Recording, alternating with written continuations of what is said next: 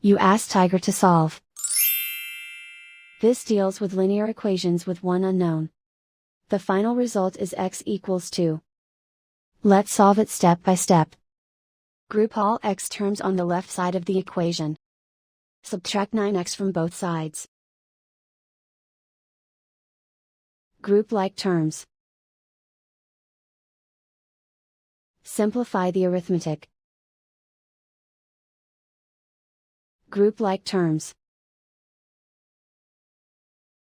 Simplify the arithmetic. Group all constants on the right side of the equation. Add 8 to both sides. Simplify the arithmetic.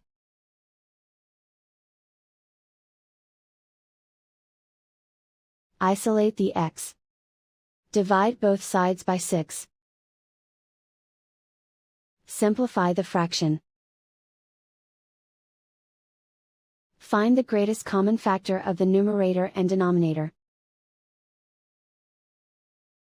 Factor out and cancel the greatest common factor. And so the final result is x equals 2.